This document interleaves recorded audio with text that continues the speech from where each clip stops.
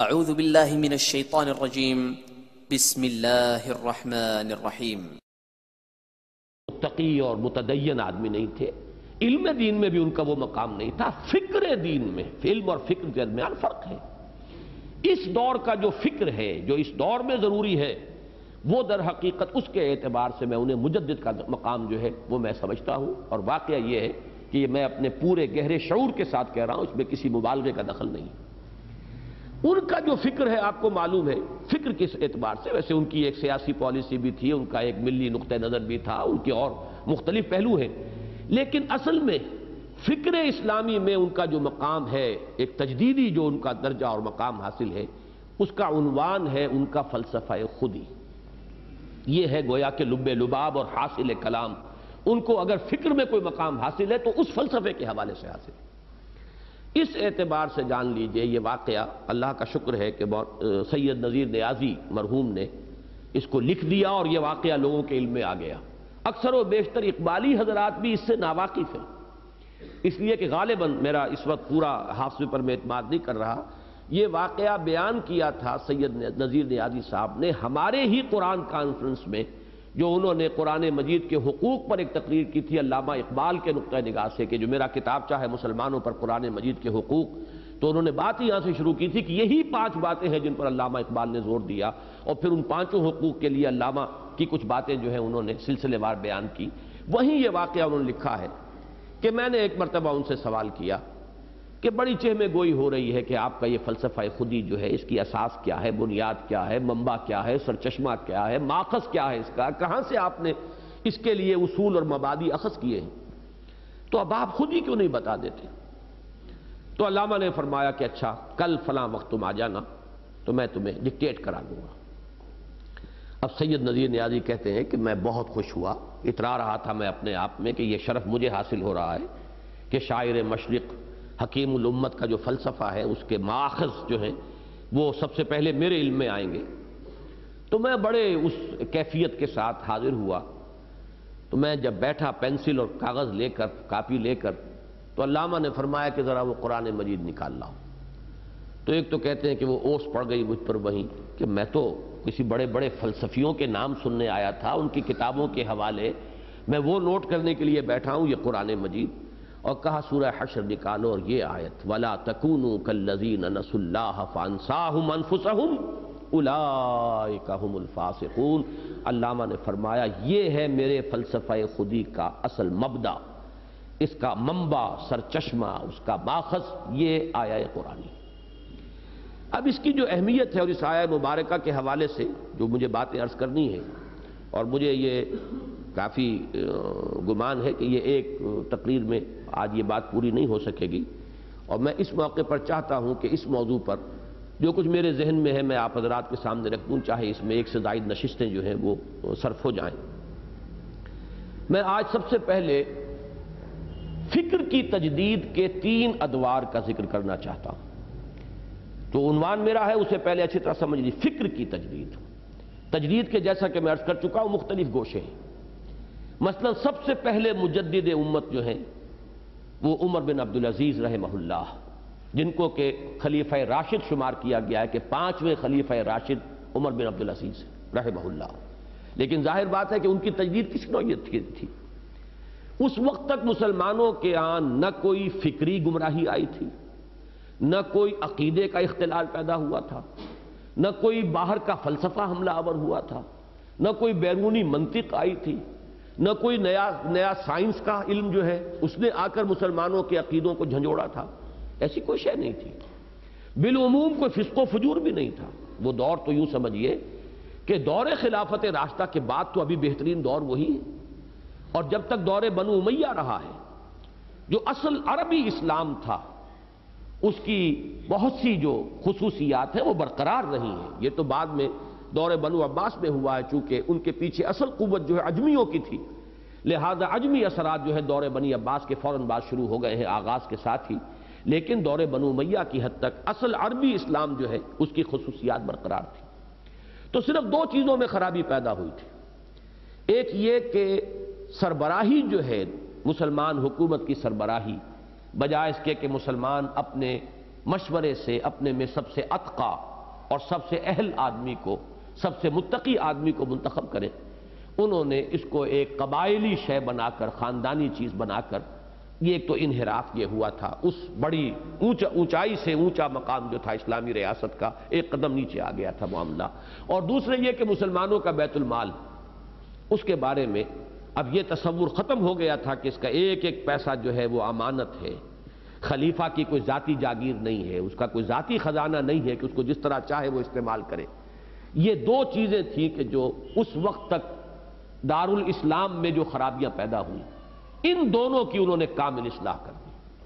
چنانچہ اگرچہ انہیں خلافت ملی تھی وصیت کے ذریعے سے، لیکن انہوں نے فوراً بری کر دیا کہ میں اپنی اس خلافت سے، اے مسلمانوں، تمہیں بری کرتا ہوں، اب اگر تمہاری مرضی ہو تو میں یہ بوجھ اٹھانے کو تیار ہوں، ورنہ محض اس وصیت، سابق خلیفہ کی وصیت کی بنیاد پر میں یہ ذمہ داری اٹھانے کو تیار نہیں۔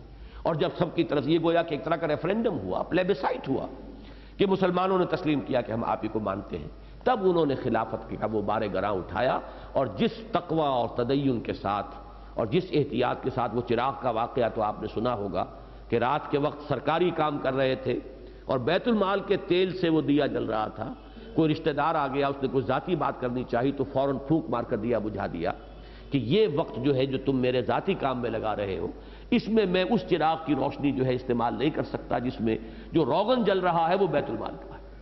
تو اس انتہا تک، اور تمام جاگیریں جتنی بھی تھیں، تمام قینچی ہاتھ میں لے کر جتنے بھی وہ وثیقے تھے اور جتنی دستاویزات تھیں سب کو ختم کر کے رکھا۔ تو یہ تھی تجدید۔ اب ظاہر بات ہے کوئی علمی فکری بات اس میں نہیں تھی، عملی اعتبار سے نظام سیاسی میں جو ایک خرابی پیدا ہو گئی تھی، الحمدللہ کہ انہوں نے پھر وہ خلافت راشدہ کا نمونہ جو ہے اس پر استوار کر دیا۔ اسی طریقے سے امام ابو حنیفہ رحمہ اللہ اور ہمارے دوسرے ائمہ محدثین یا ائمہ فقہا جو ہیں، ان کا بہت بڑا کارنامہ یہ ہے کہ انہوں نے ان علوم کو مدون کیا، لیکن فکر کی تجدید جو ہے، میں اس وقت اصل میں اس تک اپنی بات کو محدود رکھ رہا ہوں۔ اس کے تین دور ہیں جنہیں آئیڈینٹیفائی کرنا چاہیے۔ پہلا دور تھا کہ جو آج سے تقریباً 1000 سال قبل آیا ہے، یہ دور تھا جس میں کہ یونان کی منطق اور یونان کا فلسفہ عالم اسلام پر حملہ آور ہوا۔ ارسطو کی منطق کو ایسا قبول عام حاصل ہوا کہ گویا کہ اصل شے یہی ہے، اصل میزان یہی ہے، جو شے اس میں تل کر صحیح ثابت ہوگی وہ مانی جائے گی، اور جو اس منطق کی میزان میں بے وزن ہے وہ بے وزن ہو جائے گی۔ نتیجہ یہ کہ بہت بڑا ایک ہنگامہ پیدا ہو گیا، جبر و قدر کا مسئلہ اٹھ کھڑا ہوا، اور نہ معلوم کتنے مسائل، اللہ تعالیٰ کی ذات و صفات کی بحثیں اٹھ کھڑی ہوئیں، ہے صفات ذات حق، حق سے جدا یا عین ذات، امت مرحوم کی ہے کس عقیدے میں نجات، خلق قرآن کا مسئلہ اٹھ کھڑا ہوا، قرآن مخلوق ہے یا غیر مخلوق ہے، یہ تمام مسائل۔ اور یہ وہ مسائل آج ہم ان کو سنتے ہیں، مسکراتے ہیں دل کے اندر، لیکن یہ کہ اس وقت ان کا اتنا اثر ہو گیا تھا پورے عالم اسلام پر کہ لوگوں کے عقیدے جو ہے وہ مزمحل ہو رہے تھے۔ انسان مجبور محض ہے یا وہ اپنے اعمال پر پوری قدرت رکھتا ہے، اب یہ جبر و قدر کا مسئلہ، یہ تمام مسائل ایسے تھے کہ جس کی وجہ سے وہ منطق اور فلسفہ جو آیا، اور اسی میں پھر تعویلات شروع ہوئیں، وہی کی حقیقت کیا ہے۔ ابن سینا، فارابی، کندی، انہوں نے نئے نئے نظریے اور تخلیق کے نئے نئے نظریے، یہ سارا جو آیا ہے وبال، یہ عالم اسلام پر اور ایمان کے بنیادی عقائد کے لیے ایک بہت بڑا چیلنج تھا۔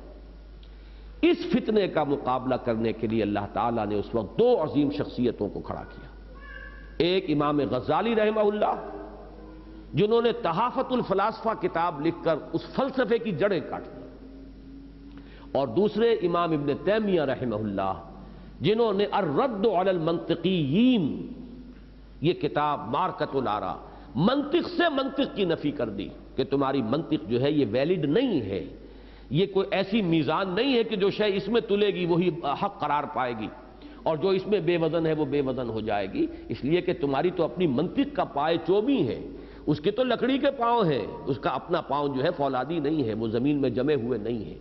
تو یہ دو کام جو ہوئے ہیں اس دور میں امام غزالی اور امام ابن تیمیہ کی طرف سے، اس نے اس سیلاب کا رخ پھیرا ہے، اور پھر مسلمانوں کو ایمان کے بارے میں، عقائد کے بارے میں، اور تمام جو مسائل جو میں نے ابھی گنوائے ان کے بارے میں ایک اطمینان کا سانس لینا نصیب ہوا، اور تمکن حاصل ہوا پھر ایمان اور اسلام کو۔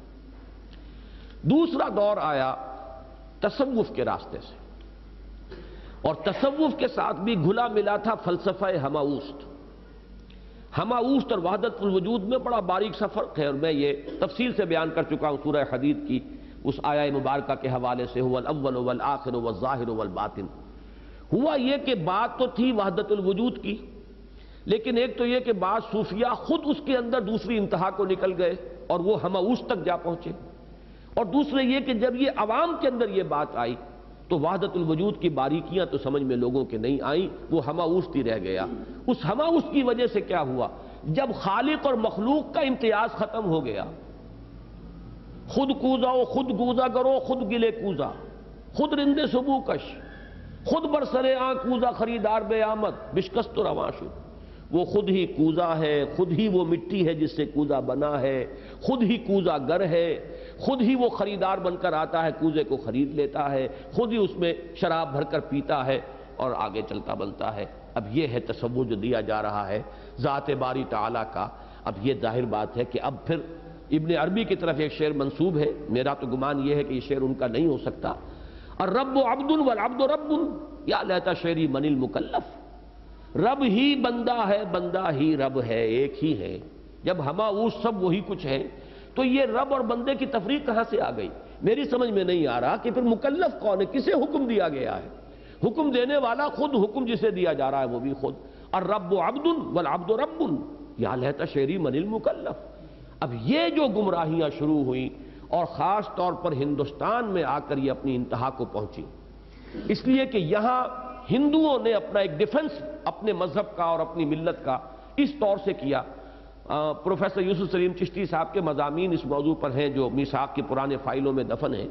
اب کچھ حکمت قرآن میں ان کے ہم پرانے مضامین دوبارہ شائع کر رہے ہیں، شاید یہ چیزیں بھی دوبارہ آپ کے سامنے آئیں کہ بھکتی کی تحریک ہندوؤں کی طرف سے اٹھی تھی اسلام کے سیلاب کو روکنے کے لیے، کہ اسلام کی کچھ تعلیمات کو ہندو مت کی تعلیمات کے ساتھ جوڑ کر ایک ملغوبہ بنا کر اور اس طور سے اس کو سامنے لایا جائے کہ جن چیزوں کی وجہ سے اسلام جنگل کی آگ کی طرح پھیل رہا ہے وہ چیزیں خود ہم اپنے مذہب کے اندر شامل کر لیں تاکہ ہمارا مذہب موجود رہ جائے۔ یہ بھکتی کی تحریک جو تھی، اور اس زمانے میں جو اس قسم کے صوفی سینٹس سامنے آئے، جیسے آپ کے یہیں لاہور میں ہے مادھو لال حسین۔ اب یہ مادھو لال حسین چے مانی دارت، لیکن یہ کہ ان کا کوئی مسلک نہیں تھا، وہ گویا کہ تمام مسلکوں کو صحیح سمجھتے تھے۔ آپ کو کافیوں کے اندر وہ شعر بھی آپ نے سنا ہوگا کہ مسجد مندر ہکڑو نور، ایک ہی نور ہے مسجد میں بھی مندر میں بھی، یہ فرق کیا رہا؟ کوئی مندر چلا گیا، کوئی مسجد چلا گیا تو اس میں فرق کیا ہو گیا؟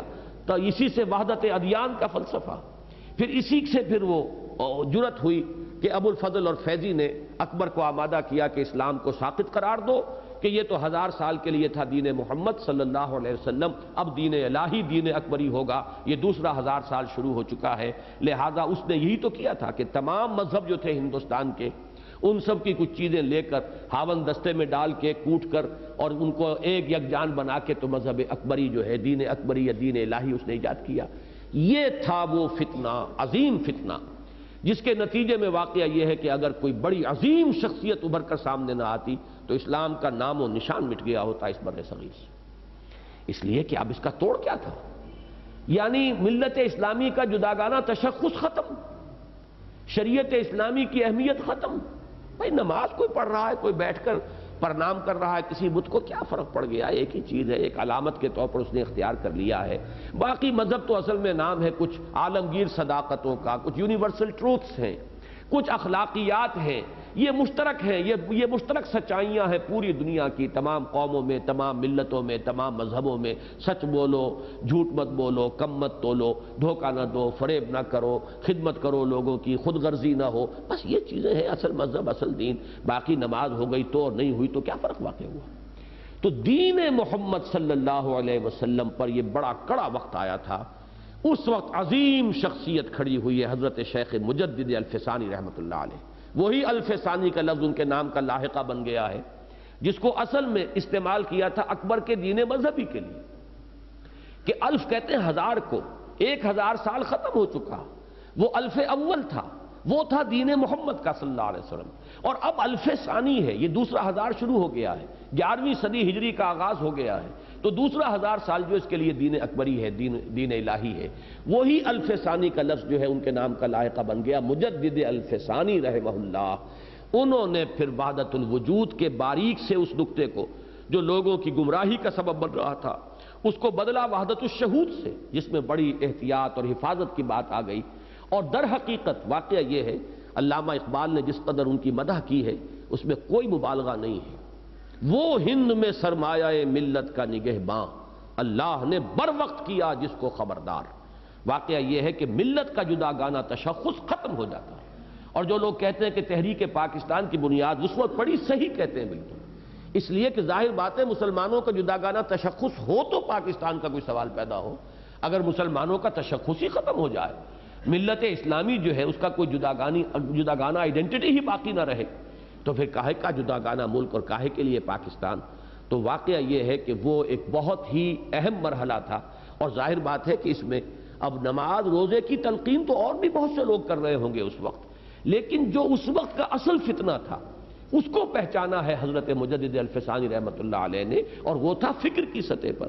چونکہ یہ آیا تھا سارا فتنہ تصوف کی راہ سے، لہذا انہوں نے اسی کی راہ سے، جیسے کہ ابن تیمیہ نے منطق کی آری سے منطق کو کاٹا، ایسے ہی حضرت مجدد الف ثانی رحمۃ اللہ علیہ نے تصوف کے ہتھوڑے سے اس غلط تصوف کی سرکوبی کی ہے اور وحدت الشہود کا تصور سامنے لا کر وحدت الوجود کی نفی کی ہے.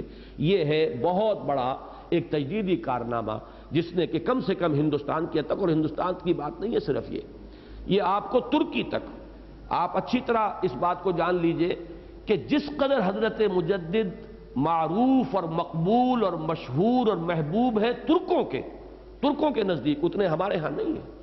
یہاں حضرت مجدد کے جاننے والے کم ہیں، لیکن آپ ترکوں کے اندر جا کر دیکھیے ان کی محبت، ان کا عشق. اور یہ سلسلہ نقشبندیہ امام شامل جو کرتے رہے جہاد، اور جو یہ بڑی بڑی تحریکیں اٹھی ہیں تمام ترکستان کے اندر، یہ سب کے سب در حقیقت حضرت مجدد الف ثانی رحمۃ اللہ علیہ کا جو سلسلہ تھا، یہ سلسلہ مجددیہ، نقشبندیہ مجددیہ، یہ اسی کا ظہور ہے کہ جو اس پوری بیلٹ میں پھیلا ہوا ہے.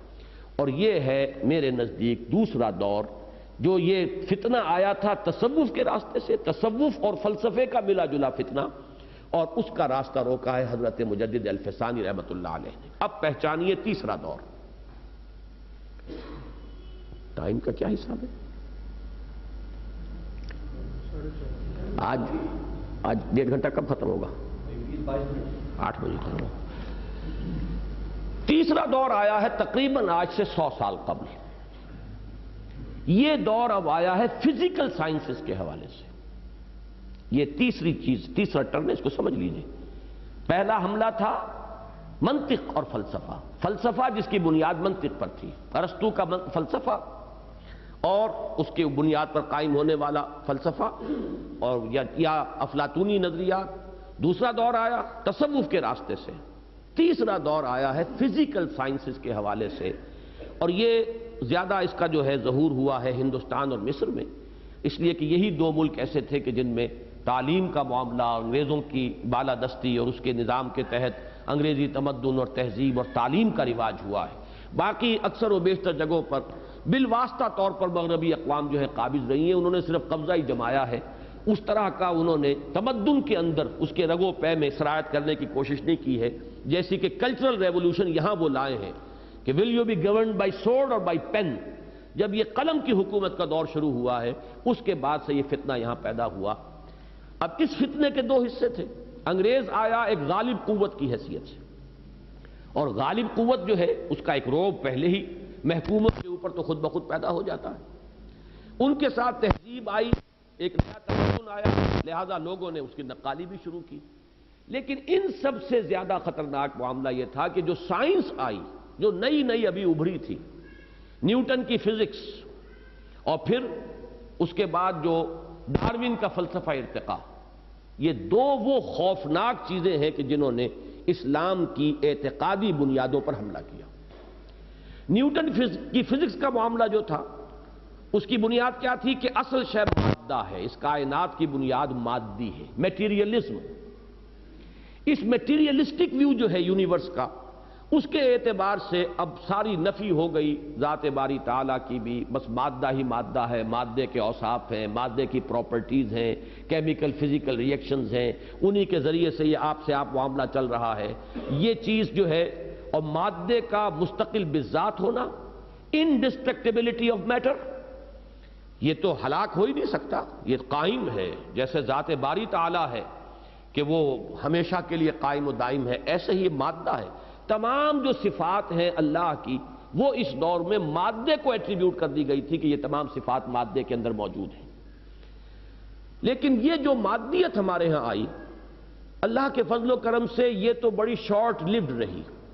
اس کی وجہ یہ ہوئی کہ بہت جلد ایک تو نظریہ اضافت آ گیا آئنسٹائن کا، اس نے وہ سائنس کی حتمیت اور قطعیت جو ہے اس کو ختم کر کے رکھ دیا۔ جس طرح یہ سمجھا جاتا تھا کہ سائنس کا کوئی اصول جو ہے وہ کبھی غلط ثابت ہو ہی نہیں سکتا، لاز آف موشن جو ہے نیوٹن کے، وہ تو بالکل ہمیشہ ہمیش کے لیے ایک ایسی صداقت ہے کہ جس کے اندر کہیں کوئی تبدیلی آ نہیں سکتی، وہ تمام چیزیں جو ہے نظریہ اضافت نے آ کر ان کو ڈھیلا کر دیا۔ بلکہ واقعہ یہ ہے کہ سائنس کو تصوف بنا کر رکھ دیا، اب کوئی شے حتمی نہیں، کوئی شے یقینی نہیں، ہر چیز اعتباری ہے، ہر چیز ریلیٹیو ہے۔ اور نمبر دو یہ کہ میٹر خود وفات پا گیا، یہ لفظ میں جان بوجھ کر استعمال کر رہا ہوں۔ میٹر جس طریقے سے کہ مرا ہے اپنی موت، اس کا آپ میں سے ہر شخص کو اندازہ ہونا چاہیے کہ جب آپ ایٹم تک پہنچے اور ایٹم کا جگر چاک کر کے آپ نے دیکھا تو وہاں تو الیکٹرک چارجز ہیں صرف، اور کچھ بھی نہیں، پازیٹیو اور نیگیٹو چارجز، وہی ایٹم ہے، انہی کی کانگلومریشن ہے، وہ گچھا بنا ہوا ہے، ایک چیز بن گئی، وہی ایٹمز ہیں، جس کا گچھا بن گیا دوسرا منرل بن گیا، تیسرا وہ جو ہے وہ ایلیمنٹ بن گیا، چوتھا ایلیمنٹ بن گیا، انہی کے کمپاؤنڈز بن گئے۔ تو آپ جب فائنل انالیسس میں گئے تو وہ میٹر جو ٹھوس ہوتا تھا، وہ میٹر کے جو بہت ہی ایک یعنی واقعی اور حقیقی شے تھی، اور جبکہ ایک سنویت تھی، میٹر علیحدہ انرجی علیحدہ ہے۔ اب میٹر صاحب تو ختم ہوئے تو انرجی رہ گئی، پازیٹیو اور نیگیٹو چارجز ہیں، ان کے سوا کچھ بھی نہیں، پروٹونز ہیں، نیوٹرنز ہیں، الیکٹرک چارجز ہیں، کچھ بھی نہیں اس کے سوا۔ تو معلوم یہ ہوا کہ یہ تو تھا بڑا شارٹ لیوڈ حملہ، سائنس نے خود اپنا علاج کر لیا، جیسے کہ زہر کے یعنی سانپ کے زہر سے ہی اس کا جو ہے تریاق بنا لیا جاتا ہے۔ تو فزکس کے میدان میں تو واقعہ یہ ہے کہ جس درجے کوئی حملہ آور ہوا تھا معاملہ دین کے اوپر، اس کی اب نفی ہو چکی ہے، اگرچہ ہمارے ہاں بعض لوگ جو ابھی اسی دور میں رہ رہے ہیں، وہی سائنس کی قطعیت اور حتمیت اور ہر شے کا یقینی ہونا اور میٹر کا ایٹرنل ہونا اور میٹر کا انڈسٹرکٹیبل ہونا، یہ ساری چیزیں ان کے ذہن میں بیٹھی ہوئی ہیں، اس لیے وہ دین کی کچھ چیزوں کو سمجھنے اور قبول کرنے میں ہچکچاتے ہیں۔ ورنہ خالص سائنس کے میدان میں وہ میٹیریلزم جو تھا، اس کو آپ کہیے 19th سینچری کا میٹیریلزم، وہ ختم ہو چکا ہے۔ البتہ دوسرا نظریہ جو سائنس سے آیا وہ ہے انتہائی خوفناک، اور وہ ہے ڈارون کا نظریہ ارتقاء۔ اس ڈارون کے نظریہ ارتقاء نے جو نتیجہ نکالا وہ یہ تھا کہ انسان محض ایک حیوان ہے، صرف زیادہ ترقی یافتہ، ایک higher evolved at a higher level of evolution, that's all. کوئی بیسک فرق، کوئی نوعیت کا فرق، کوئی کوالٹیٹیو فرق حیوان اور انسان کے مابین نہیں۔ یہ نظریہ اگرچہ تاحال نظریہ ہے، یہ نظریہ یہ بھی میں آپ کو بتا دوں کہ اس کے جراثیم ابن مسکوے کے ہاں بھی موجود ہیں، اس نظریے کی بعض تعبیرات مولانا روم کے ہاں موجود ہیں، لیکن اس وقت تک اس کے اندر وہ خطرناکی نہیں تھی، اس لیے کہ اس نظریے کو ماننے کے باوجود انسان کی ایک اسپیشل کریشن کا تصور جو ہے ذہن میں جمع ہوا تھا۔ انسان اللہ کی ایک جداگانہ مخلوق ہے، اللہ کی ایک بڑی عظیم مخلوق ہے، انسان میں جو جان ہے وہ ایک خاص ہی جان ہے، انسان میں جو روح پھونکی گئی ہے وہ کوئی خاص روح ہے، چاہے عام حیوانات کے اندر بھی یہ لفظ کہہ دیا جائے کہ ان میں بھی روح ہے، جاندار ہیں، جان اور روح کو جو ہے وہ ایک ہی سمجھ لیا گیا ہو، لیکن پھر بھی مجموعی طور پر ذہن میں ایک یہ تصور موجود تھا کہ انسان کی ایک جداگانہ حیثیت ہے تخلیق کے اندر، اور یہ اس اعتبار سے ایک جداگانہ حیثیت کا مالک ہے۔ لیکن ڈارون کے نظریے نے آ کر سائنٹیفیکلی یہ چیز ذہنوں کے اندر بٹھا دی کہ انسان محض حیوان ہے، حیوان کے سوا کچھ نہیں۔ اور یہ بات جان لیجئے، خالص سائنس کے میدان میں تو آج تک بھی یہ نظریہ ثابت نہیں ہو سکا، اس لیے کہ اس کے جو بھی میکینزم ہے، اس کا جو بھی اس کے لیے دلائل ڈارون نے دیے تھے، ان میں سے کسی کو بھی سائنس کے میدان میں آپ کو معلوم ہے، میں نے جمعے میں بھی کل عرض کیا تھا کہ ویریفیکیشن جو ہے اس کی، وہ ایکسپیریمنٹل ویریفیکیشن، کوئی نظریہ آتا ہے جب تک کہ اس کو ایکسپیریمنٹلی ویریفائی نہ کر لیا جائے وہ نظریہ رہے گا، اسے کوئی ایکسیپٹڈ لا کی حیثیت اور ٹروتھ کی حیثیت سے اختیار نہیں کیا جائے گا۔ خالص سائنس کے میدان میں یہ تاحال نظریہ ہے، اس کے اوپر جرح بھی بہت ہوئی ہے، لیکن جرح کا بھی یہ فائدہ نہیں ہوا کہ اس نظریے کے اثرات ختم ہو گئے ہوں۔ زیادہ سے زیادہ یہ ہوا، جیسا کہ آپ کو معلوم ہے کہ کسی مقدمے میں ایک گواہ پیش ہوتا ہے، جب جرح کی جاتی ہے تو وہ گواہ جو ہے وہ ساقط الاعتبار ہو گیا اگر وہ جرح کامیاب ہو گئی، لیکن اس سے کوئی چیز ثابت نہیں ہوتی، اس سے جو مقدمہ ہے ابھی اس کے لیے دوسرے جو اساسات ہیں اس کے اوپر معاملہ طے ہوگا۔ ایک گواہ جو ہے وہ جرح سے ساقط الاعتبار ثابت ہو گیا ہے۔ اسی طریقے سے ڈارون کے بعض دلائل اس جرح سے ساقط الاعتبار ہو چکے ہیں کہ جو اس نے اپنے نظریے کی دلیل کے طور پر پیش کیے تھے، اس کے باوجود پوری دنیا میں اس وقت تک اس کا متبادل کوئی نظریہ ایسا سامنے نہیں آیا جو کریشن آف جو تھیوری آف کریشن ہے اس کے بارے میں ذہن انسانی کو مطمئن کر سکے۔ لہذا ذہن کے اوپر جو غلبہ ہے، جو تسلط ہے، جو حکومت ہے، جو استیلاء ہے، وہ اسی ڈارون کے نظریہ ارتقاء کی۔ اور اس کا جو سب سے بڑا اثر ظاہر ہوا ہے وہ ادب میں، لٹریچر میں، ثقافت میں اور انسانوں کے اخلاق میں۔ اس لیے کہ میں ذرا کروڈ الفاظ میں اس بات کو بیان کر دوں کہ اب حیوان انسان کا امام بن چکا ہے۔ جب ہم خود انہی کے ڈسینڈنٹس ہیں، انہی سے ہم وجود میں آئے ہیں، تو ہمیں انہی کی زندگی سے اصول اخذ کرنے ہوں گے۔ اگر حیوانات میں، اب یہ میں بہت کروڈ فارم میں بات کہہ رہا ہوں، یہ باتیں بڑے لطیف انداز میں، بڑے افسانوی انداز میں، ڈراموں کے انداز میں، یہ باتیں جو ہے خاص طور پہ فرانسیسی ادب میں آئی ہیں اور وہاں سے پھیلی ہیں دنیا میں، اور آج اسی کے آپ اثرات دیکھ رہے ہیں کہ کیا فرق ہے بہن میں اور بیوی میں، وہ بھی عورت ہے، وہ بھی عورت ہے۔ حیوانات میں تو ہم کوئی فرق و تمیز نہیں دیکھتے، ماں بیٹی بہن میں کیا فرق ہے؟ یا اور کیا ضرورت ہے کہ ایک شادی کے بندھن میں جکڑ جائے انسان؟ حیوان کو جہاں پیاس لگتی ہے، جہاں پانی ملتا ہے پی لیتا ہے۔ اسی طریقے سے جہاں اس کی وہ جنسی شہوت ابھرتی ہے، جو بھی اسے فوراً کوئی میٹ ملتا ہے اپنے نوع کا، وہ اس سے اپنی ضرورت پوری کر لیتا ہے۔ ہم نے خامخواہ اپنے اوپر یہ سماج کی پابندیاں اور یہ سماج کے بندھن، ہمارے ہاں بھی جو ترقی پسند ادب جو چلا تھا اب تو وہ مر چکا ہے اپنی موت، لیکن یہ کہ اس میں سماج کا لفظ گالی بن گیا تھا۔ یہ سماجی بندھن اور سماجی پابندیاں اور سماج کے حدود اور سماج کے قیود، یہ ہم نے خامخواہ اپنے اوپر جو ہے پابندیاں عائد کر لی ہیں، خامخواہ اپنی زندگی اجیرن کر لی ہے۔ یہ تمام چیزیں آرٹیفیشل ہیں، ان کی کوئی بنیاد نہیں ہے، اس لیے کہ جب ہم حیوان ہیں، حیوانوں میں سے ابھرے ہیں۔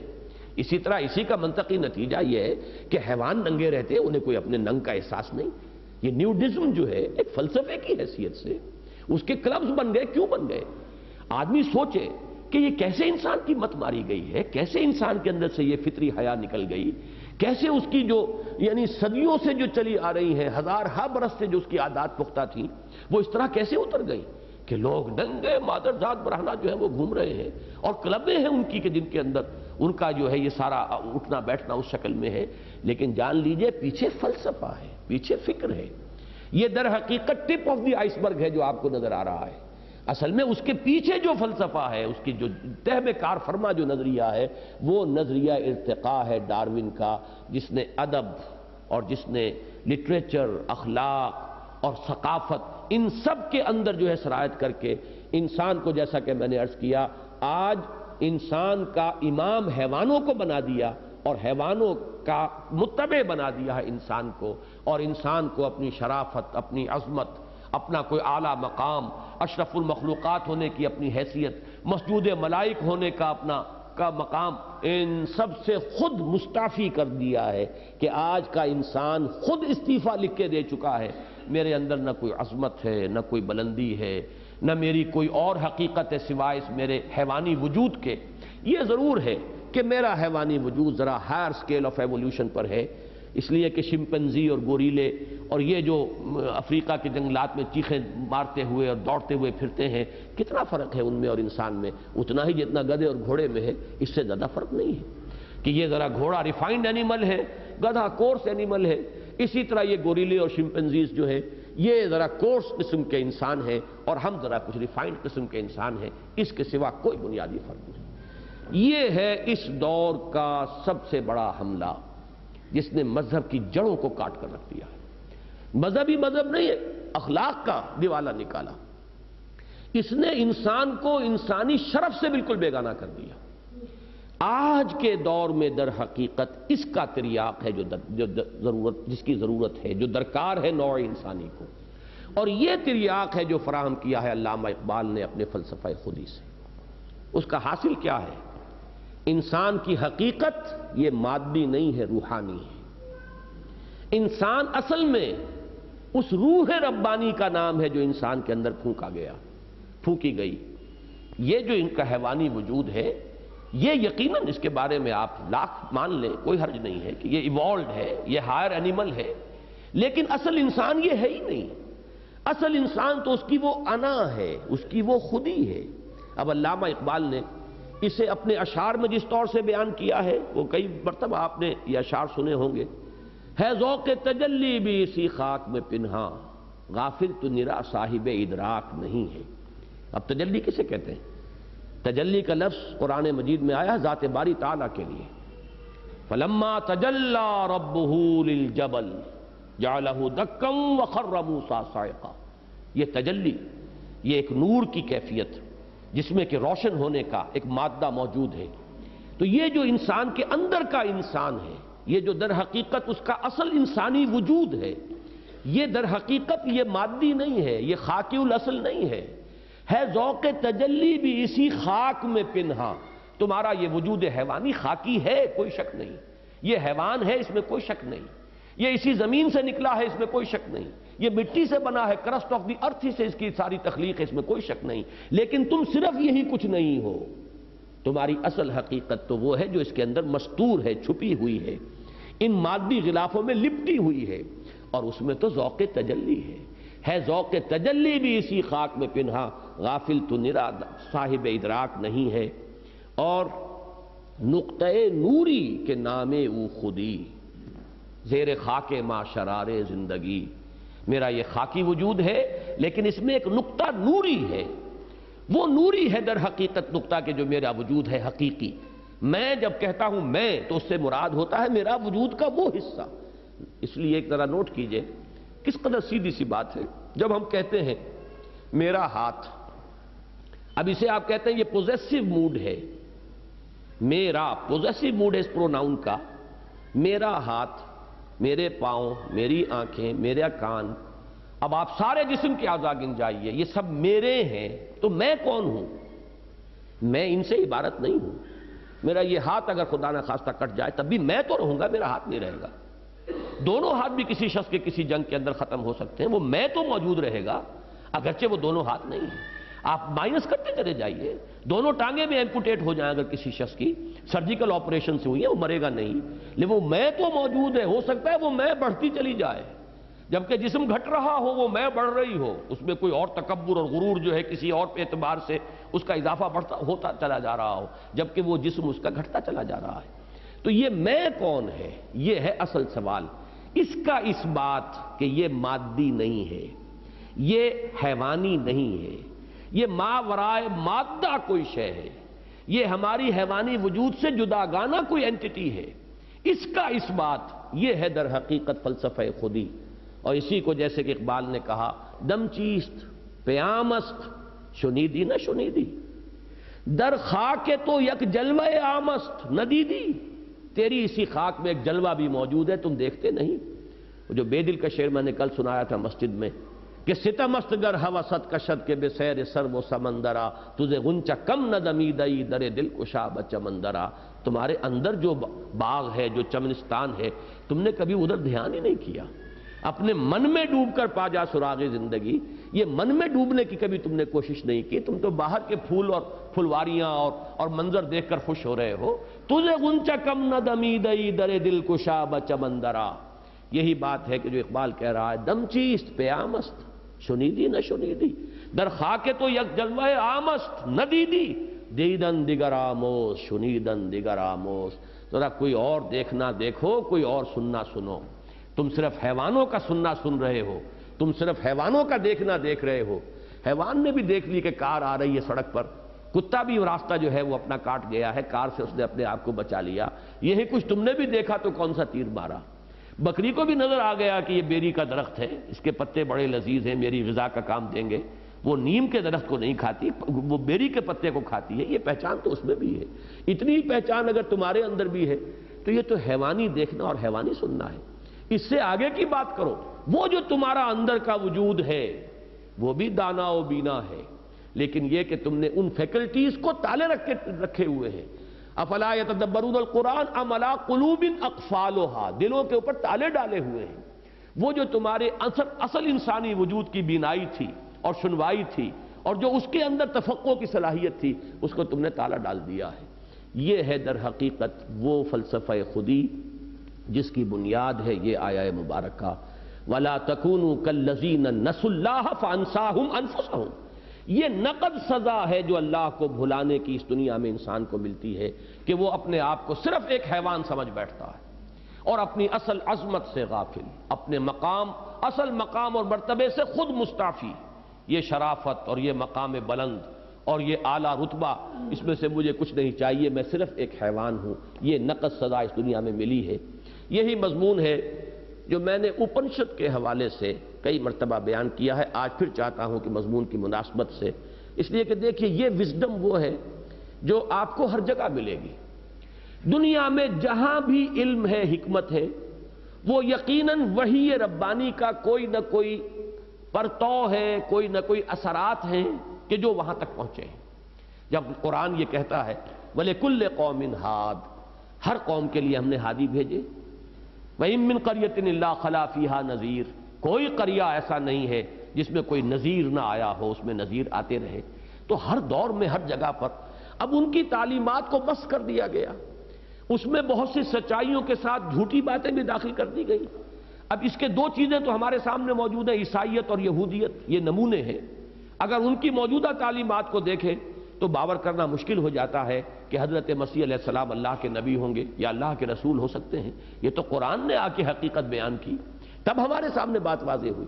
تو دنیا میں یہ حکمت جہاں کہیں بھی ہے، جیسے اقبال نے اس دور کی حکمت کے بارے میں کہا ہے کہ ہر کجا بینی جہان رنگ و بو، زاں کہ از خاکش برو یا دارزو، یا ز نور مصطفیٰ اورا بہاست، یا ہنوز اندر تلاش مصطفیٰست۔ تو جس طرح اس دور میں جتنی بھی سچائیاں جو ہیں نوع انسانی نے دریافت کی ہیں، یا تو بالواسطہ وہ نبی اکرم صلی اللہ علیہ وسلم کی تعلیمات کے اثرات ہیں، یا بلا واسطہ حضور ہی سے اخذ کیے گئے۔ بالکل اسی طرح دنیا میں جہاں بھی یہ وزڈم اور حکمت جہاں کہیں بھی ملے گی، وہ در حقیقت انبیاء ہی کی تعلیم کے بچے کھچے اثرات ہیں۔ یہ البتہ ضرور ہے کہ یہ ہیرے جو ہے کہیں کیچڑ میں پڑے ہوئے مل جائیں گے آپ کو، کہیں یہ موتی جو ہے کہیں کسی گارے کے اندر لت پت آپ کو ملیں گے، لیکن جو ہیرے کا جاننے والا اور موتی کی پہچان رکھنے والا ہے، وہ کیچڑ کی وجہ سے ہیرے کو پھینک نہیں دے گا، وہ تو اس میں سے صاف کرے گا اور اس اصل حکمت کو اس میں سے لے لے گا۔ اور اس کے لیے وہ حدیث مبارکہ جو ہے ذہن میں رہنی چاہیے، الحکمت ضالۃ المومن هو احق بها حیث وجدها، حکمت تو مومن کی گمشدہ متاع کے مانند ہے۔ جیسے آپ کی کوئی چیز کہیں گم ہو گئی ہو، نظر آ جائے کہیں پر تو آپ لپٹ کے فوراً اس کو اپنے قبضے میں لیتے ہیں، میری شے ہے، بعد میں بات ہوگی تمہارے پاس کیسے آئی، کسی نے چوری کی اور چوری کر کے اس نے آپ کے ہاتھ فروخت کر دی، تو مقدمہ بعد میں طے کرے گا، شے میری ہے، پہلے تو آپ نے اس کو اپنے قبضے میں لینا ہے۔ تو جو والہانہ انداز ہوتا ہے اپنی کسی گمشدہ چیز کی طرف لپکنے کا، اس کو اپنے ہاتھ میں لینے کا، حضور نے فرمایا یہی بندہ مومن کی شان ہونی چاہیے کہ حکمت اور دانائی اسے جہاں بھی ملے، الحکمت ضالۃ المومن هو احق بها حیث وجدها، وہ اس کا زیادہ حقدار ہے جہاں کہیں بھی پائے۔ یہ نہیں کہ چونکہ یہ فلاں جگہ پر ہے، یہ اپنشد میں ہے، یہ انجیل میں ہے، یہ کہیں تورات میں ہے، یا یہ کسی زبور میں کسی جگہ ہے، لہذا ہمارا اس سے کیا سروکار نہیں۔ حضور صلی اللہ علیہ وسلم کی حدیث جو ہے جو میں نے آپ کو سنائی، اس کا تو نتیجہ کچھ اور نکل رہا ہے۔ اسی طرح کی حکمتیں آپ کو اگر نظر آتی ہیں تو وہ در حقیقت اسی عالمگیر سچائی کا ایک جز ہے. البتہ یہ مہیمن ہے، یہ ہے کہ جو نگران ہے، پہرے دار ہے. اس کسوٹی پر پرکھیں گے، جو چیز اس کے مطابق ہوگی اس کو لیں گے. رد و قبول کا ہمارا معیار کتاب اللہ و سنت رسول ہی، اللہ کی کتاب اور اس کے رسول کی سنت. رد و قبول کا معیار وہ رہے گا. البتہ یہ کہ اس کی چیزوں کی وضاحت، اس کی باتوں کی تائید ہو سکتا ہے کہ کہیں اور لطیف پیرائے میں ہو. حضرت مسیح علیہ السلام کے مواعظ ایک عمدہ مثال ہے، جو لطیف انداز ان کا ہے کہنے کا. اب وہ ہماری ایک متاع ہے کہ اسے ہم حاصل کریں، انہی سچائیوں کی دعوت دینے کے لیے، انہی تعلیمات کے لیے کہ جو قرآن پیش کر رہا ہے. انہوں نے وہ انداز اختیار کیا ہے. تو اسی طرح کا یہ جملہ ہے، اسے نوٹ کر لیجئے، بہت پیارا جملہ ہے. مین ان ہز اگنورینس. اس آیت کے الفاظ دیکھیے ذرا اور اس جملے کے الفاظ دیکھیے. Man in his ignorance identifies himself with the material sheets which encompass his real self. اندر ہے ایک ریئل سیلف، ایک انا، ایک خودی. وہاں تو اشعار میں تو اقبال نے اسے نقطۂ نوری بھی کہا اور جو ایک ذوق تجلی سے تعبیر کیا. لیکچرز میں وہ اسے کہتے ہیں انائے صغیر. ایک انائے کبیر ہے، the big I am، وہ اللہ ہے. یہ بگ آئی ایم کے الفاظ بھی اقبال نے استعمال کیے ہیں، بڑے عجیب ہیں اور بڑا میرے قلب پر ان کا اثر ہے. اور جب بھی یہ الفاظ ذہن میں آتے ہیں سورہ طٰہٰ کے وہ الفاظ بھی آ جاتے ہیں. اننی انا اللہ لا الہ الا انا فاعبدنی واقم الصلاۃ لذکری. جتنی انانیت اس آیہ مبارکہ میں ہے وہ شاید قرآن مجید کے کسی اور مقام پہ نہ ہو. جس طرح اس انا کو دہرا کر اننی انا اللہ لا الہ الا انا فاعبدنی واقم الصلاۃ لذکری. یہ ہے انائے کبیر، the big I am. اور ایک ہے یہ انائے صغیر، یہ جو میں کہتا ہوں میں، یہ میری انا، یہ میری سیلف، یہ میری خودی، یہ میں کیا ہوں. یہ در حقیقت وہ جو میں تفصیل سے بیان کر چکا ہوں جمعے کی تقاریر میں، یہ وہ روح ربانی جس کی نسبت ہے ذات باری تعالیٰ کی طرف. وَنَفَخْتُ فِيهِ مِن رُوحِي، وہ ہے میری اصل حقیقت، وہ ہوں اصل میں. اس کو میں بھول جاتا ہوں، مجھے تن یاد رہ جاتا ہے. اقبال نے کیا خوب کہا ہے کہ رقص تن در گردش آرا خاک را اور رقص جاں برہم زنت افلاک را. یہ رقص تن ہے جو ہو رہا ہے آپ کے ثقافتی محفلوں کے اندر اور طائفے آ رہے ہیں. رقص تن، یہ رقص تن جو ہے آپ کے اندر بھی جو خاکی اور سفلی جذبات ہیں ان کو ابھارتا ہے. رقص تن در گردش آرا آرت خاک را اور رقص جاں. اب یہ رقص جاں، یہ روح کا رقص جو ہے، رقص جاں برہم زنت افلاک را. یہ جب روح وجد میں آتی ہے، جب اس کے اندر وہ کیفیت پیدا ہوتی ہے، اس میں وہ شعور ابھرتا ہے، اس کے اندر وہ خود شعوری جسے اقبال کہتا ہے، سیلف کانشسنس. ایک ہے شعور حیوانات میں بھی ہے، لیکن سیلف کانشسنس، شعور خودی، شعور ذات، یہ ہے در حقیقت پورا فلسفہ. اور اس کا اس بات، اس کو ثابت کرنا، یہ ہے علامہ اقبال کا وہ فلسفہ جو در حقیقت توڑ ہے، جو اس دور کا سب سے بڑا حملہ سائنس کے راستے سے آیا ہے فکر پر، اور دینی عقائد اور دینی بنیادوں کو اور روحانی تصورات کو جس کی جڑیں ہلا کر رکھ دی ہیں. اس کا جواب ہے اس علامہ اقبال کے فلسفہ خودی سے، جس کو کہ میں نے ابھی عرض کیا کہ سیلف سے، خودی سے تعبیر کیا، دی بگ آئی ایم. تو اس جملے کو پھر سن لیجئے. Man in his ignorance identifies himself with the material sheets. وہ انا ہے اور اس کے گرد یہ مادے کے غلاف ہیں. پہلا مادہ غلاف میرا جسم کا ہے، اگلا مادی غلاف میرے یہ کپڑے ہیں، پھر اس سے آگے مادی غلاف مکان ہے. یہ مادی غلاف ہے، تہ پر تہ. اس کے اندر ہے ایک حقیقت کبریٰ. وہ حقیقت ہے، وہ ہوں میں. جبکہ سمجھ میں یہ بیٹھتا ہوں کہ یہ میں ہوں، اور میں اپنے اس تن کے تقاضے اور تن کے جو بھی وہ اقبال کے وہ اشعار بھی جو ہیں، تن تیرا نہ من، تن کی دنیا سود و سودا مکر و فن، اور من کی دنیا سوز و مستی جذب و شوق. بہرحال وہ اشعار مجھے پوری طرح یاد نہیں ہے. یہ میں نے آج اصل میں تمہید بیان کی ہے کہ اس فلسفے کی میرے نزدیک اہمیت کیا ہے، اور اس فلسفے کا مبدا قرآن مجید میں یہ ہے. اب صرف ایک بات آپ سے عرض کر کے آج کی بات ہم ختم کر دیں گے. یہ بات ہمارے سابق مفسرین کے سامنے کیوں نہیں آئی؟ اس میں اصولی طور پر ایک بات جان لیجئے، یہ میرا نقطہ نظر ہے، میں اس پر عامل ہوں اور اس پر میں علی وجہ البصیرت قائم ہوں. دین کے معاملے میں جہاں تک عمل کا تعلق ہے، احکام کا تعلق ہے، ہمیں پیچھے سے پیچھے جانا چاہیے، یہاں تک کہ محمد الرسول اللہ صلی اللہ علیہ وسلم تک. اس لیے کہ دین کا عملی پہلو جو ہے اس کا منبع اور سرچشمہ قرآن مجید اور پھر سنت رسول صلی اللہ علیہ وسلم، اور سنت رسول سے آگے ما انا علیہ و اصحابی، جس پر میرا عمل ہے اور میرے اصحاب کا، صحابہ کا ہے. اس کے بعد تابعین، تبع تابعین، جتنا پیچھے جا سکتے ہو اتنا پیچھے جائیے. اس میں آگے جانے کا کوئی امکان نہیں ہے عمل کے معاملے میں. جتنا پیچھے، وہ اقبال کا شعر یاد آیا، اخلاص عمل مانگ نیاگان کہن سے، شاہاں چے عجب گر بنوازند گدارا. یہ عمل کا اخلاص بھی ملے گا تو وہاں سے، اسلاف سے، اور صحیح کھرا عمل جس میں کوئی کھوٹ شامل نہ ہو. میرے نزدیک فقہا، یہ ہمارے ہاں اصطلاح استعمال ہوتی ہے فقہائے متقدمین اور فقہائے متاخرین. ہماری اس وقت جو فقہ چل رہی ہے وہ اکثر و بیشتر متاخرین کے فتاوی پر ہے. یہ سب جو فتاوی عالمگیری ہیں اور دوسرے فتاوی ہیں یہ متاخرین علماء کے فتاوی ہیں. متقدمین کی بہت سی باتوں کو رد کر دیا گیا. کیوں رد کر دیا گیا؟ حالات خراب سے خراب تر ہوتے چلے گئے اور حالات کے تقاضوں کے مطابق پھر راستے نکالے گئے. یہ لا آف نیسیسٹی جس کو آج آپ تسلیم کرتے ہیں کہ اگر ملک میں مارشل لا آ گیا، فوج نے قبضہ کر لیا تو بیچارہ کیا کرے گا سپریم کورٹ کا جج بیٹھ کر؟ اس کے تو وہی 2 ہاتھ ہیں اور 2 پاؤں ہیں، وہ کان پکڑ کر فوج کو نکال نہیں سکتا. لہذا کہیں نہ کہیں سے لا آف نیسیسٹی کے تحت جواز دے گا. جواز دینے کے سوا کوئی چارہ کاری نہیں. زمینداری کو جواز دیا گیا یا اور چیزوں کو جواز دیے گئے، وہ جوازات ہیں بعد کے دیے ہوئے.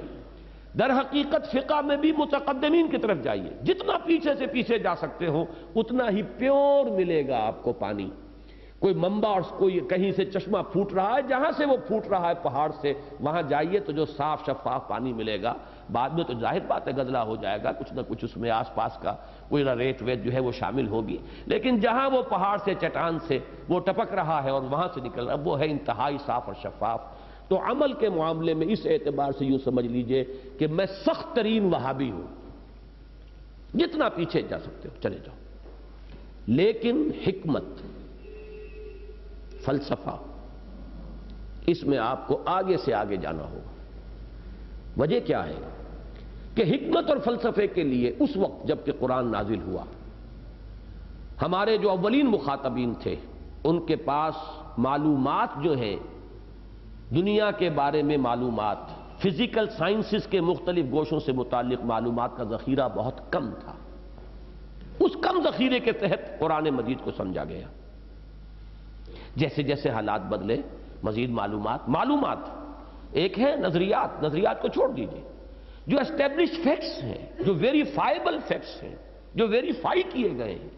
جب انسان کو یہ معلوم نہیں تھا کہ زمین گول ہے، اس وقت اگر فرض کیجئے قرآن مجید کی ایک آیت کی کوئی تعبیر کی گئی، اور جس وقت کہ انسان کو یہ معلوم نہیں تھا کہ ہر شے جو ہے وہ اپنے مدار میں تیر رہی ہے، کل فی فلک یسبحون، اس کا جو مفہوم اس وقت واضح نہیں ہو سکا جتنا کہ آج واضح ہو سکتا ہے. تو جیسے جیسے یہ معلومات بڑھ رہی ہیں مختلف فزیکل سائنسز کے میدان میں، جتنا مواد جمع ہو رہا ہے، آپ کو ان سب کو انکارپوریٹ کرنا ہوگا اس حکمت میں کہ جو آپ اس دور میں پیش کرنا چاہتے ہیں. اسلامی عقائد کے فنڈامنٹلز کو برقرار رکھتے ہوئے اس